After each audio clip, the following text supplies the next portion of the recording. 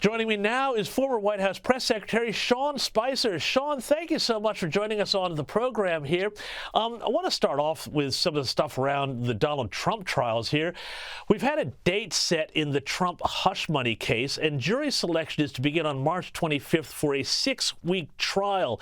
This is perilous, but I think this case around Stormy Daniels and the money to her is pretty ridiculous. I mean, the idea that paying off a mistress is somehow election interference. He's running for president, not pope. But what's your take, Sean? Well, it's worse than that, James. To be honest with you, I mean, this was a misdemeanor bookkeeping offense. That's what it was classified in New York under. The district attorney there, Alvin Bragg, compiled some other misdemeanor charges to make it a felony. But in the U.S., it had passed what we call the Statute of Limitations. You couldn't even prosecute it as it stood. At the same time, Bragg has been going around taking felony crimes and prosecuting them at the misdemeanor level for things that actually affect people. This was clearly the weaponization of the judicial system. There's no, I mean, I get why people don't mind it, because a lot of people, especially in New York, don't like Donald Trump. But the idea that we've used the judicial system in so many different ways and overlooked basic judicial tenets, statute of limitations, what a misdemeanor is versus trying to make it a felony, is just proof positive that there's a two-tier justice system in the United States. Well, Sean, this is the real concern, though. I mean, if the prosecutors can go down this road, and everything you say there is absolutely correct, you go to a jury. It's a New York jury. Now, I'm from New York. I talk to New Yorkers all the time, and I know how a lot of New Yorkers feel about Donald Trump. What are the odds that this ridiculous, trumped-up, so to speak, misdemeanor charge could actually put him in real legal jeopardy if they get 12 people on a jury to say, oh, this is our big chance to nail Trump? Well, first of all, you're absolutely right. I mean, there's no jury that won't convict him in New York. It's like the one in D.C. To find 12 people that don't fully agree. I mean, D.C., and I know it's a little different in New York, but it's not far off. D.C. votes 95 to 98% Democrat. Like, you're not going to get a fair shake in either jurisdiction. So, one, I don't have any doubt in my mind that they'll get a conviction. It doesn't even matter what they're being asked to do. The answer that they said before the trial start was, sure, yes, guilty. What was he charged with? They didn't even care to find that out before they rendered a decision. So he's going to get found guilty. The upside is twofold. One, he will appeal. And two is I think most voters are going, so let me get this straight. This is a bookkeeping offense. It's a misdemeanor. It's not really going to affect anybody's decision to how to vote. Obviously, in many cases, the indictments themselves have actually increased his popularity among his base. And I think for a variety of independent voters, they see through it as well. Yeah, look, I hope you're right here, but it does feel very much like the old Stalin saying about show me the man and I'll show you the crime. But I want to go to another one of these cases here, which is what's happening down in Georgia. And there's been some wild developments in Georgia in the election interference case where District Attorney Fani Willis looks set to be disqualified. The whole case into Donald Trump's alleged election interference is in jeopardy now over claims she had an improper relationship with a prosecutor she had brought on, Nathan Wade. Now, there's a lot of allegations of financial impropriety, conflict of interest, including today we learned that Wade allegedly paid for trips for the two of them together on his corporate card, and she reimbursed him in cash. Sean, what is happening here? And, I mean, this whole thing just stinks to high heaven. Well, let's be clear about a couple of things. They're free to have any relationship that they want. What this really comes down to is what you just pointed out, that he was getting paid. He's not in their office. He was brought on as a special prosecutor to help with cases that weren't enumerated as having to do with Donald Trump at all.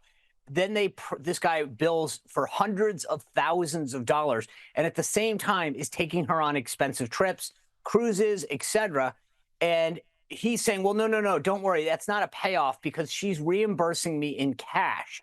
And then when on the stand today, she's saying, well, I keep a ton of cash, up to $15,000 in my house. He doesn't have any receipts for where. Let's actually play. I've got a little grab of this here. Let's have a look at this because I think viewers really ought to see this. Have a look at this. Yes, ma'am.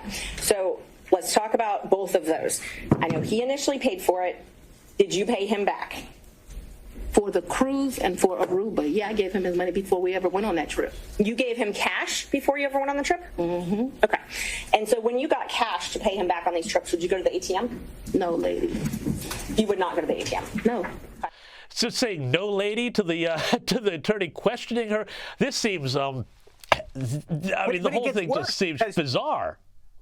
The reason, so just so we're clear, the reason she's asking her about the ATM is, hey, do you have a paper trail showing, you know, the trip was January 1st, here I am on January 2nd taking the cash out of an ATM, right, to show that there's a trail of this. So she says, no, of course I didn't go to the ATM or whatever, I just had it lying around. Then they ask him, Mr. Wade, where was this cash? Did you deposit it into the bank like a normal human being? And he's like, no. Well, where was it? I don't, you know, might have just been in my pocket. So she has no trail of her getting the money. He has no trail of him. But we should supposed to just, you know, it doesn't pass the smell test. So one person has a ton of cash just sitting around their house. The other person gets that, you know, a bunch of that cash and just kind of puts it in their pocket. And that's what we're supposed to believe. That is really what this comes down to. Did Fani Willis put her boyfriend on the payroll to go after these guys at an exorbitant amount of money, and then he's saying, hey, thanks a lot, let's go on a cruise and I'll take care of it? Yeah, well, exactly right. I mean, this is the thing. I mean, it's like, as you say, adults can have whatever relationships they like, but if there's some personal romantic relationship that compromises his being hired, you know, that puts the whole question against Trump in jeopardy here. But I did love this here from Fani Willis, where she was asked to characterize the nature of their relationship. Have a look at this. I have had conversations with him since you filed the motion, but they wouldn't be substantive to this. He sent me very nice sermons that have been done. Apparently they were just sending each other sermons. Look, the look on her face throughout that entire courtroom appearance said it all. She was pissed that she had to be there and explain herself to him. And it's funny, this goes to all these folks on the left. They believe that they are above the law, that they can do what they want if they're pursuing people on the right, but they don't believe that they have to abide by the law themselves, right? Mr. Wade was asked several questions about his billing practices, how he paid for things on a corporate card versus a personal card, cash versus not cash. And they just are so dismissive of this. They don't think that they have to abide by any of the same rules, and that they found it so appalling that they had to answer these questions today. Well, I mean, Sean, you could even say that maybe just some of those are bookkeeping misdemeanors. I don't know. But I want to move on, though, to this other other incredible story here, where the U.S. government is being accused of hiding documents that incriminates the intelligence community for spying and election interference on the Trump campaign as far back as 2016. Michael Schellenberger, on his Substack account, revealed that the CIA asked foreign allies to spy on 26 associates of Donald Trump in the lead up to the 2016 election, which triggered the allegations that Trump's campaign had falsely been colluding with Russia. Now, Trump's been saying this for years. No one listened. What do you make of all of this? I just, you know, as somebody who was there at Trump Tower throughout the campaign, the funny thing is, prior to our victory, the narrative was that we couldn't collude with ourselves, that we were a bunch of bozos, that, you know, it was a joke what we were doing. Then we win, and it's like, well, of course you couldn't have actually pulled this off. It must have been some outside entity. And we keep peeling back that onion, you know, year after year, month after month, and we find out what the underlying documents were, the Steele dossier, the amount of information, the 51 intelligence agencies that dismissed Hunter Biden's laptop falsely. There is this, you cannot help but look at the mountain of evidence that's there and really wonder what was going on prior to the lead up of that election. And to your point, it's these journalistic endeavors that find pieces out. And whenever it happens, you notice that it wasn't NBC News or ABC News or the Washington Post or the New York Times. It's these independent journalists that aren't afraid to reveal the actual truth of what's going on. The bigger question, though, that I have is there going to be any accountability? We saw this entire thing with the Steele dossier and the Mueller report. How many people's lives were ruined? How many millions of dollars were in billable hours to lawyers to prove something that never existed? Yeah, and it was really, I guess, Sean, undermining democracy. Very quickly, what's about all this talk about a binder of documents that would have incriminated intelligence agencies that might have been the real target of the Mar-a-Lago raid?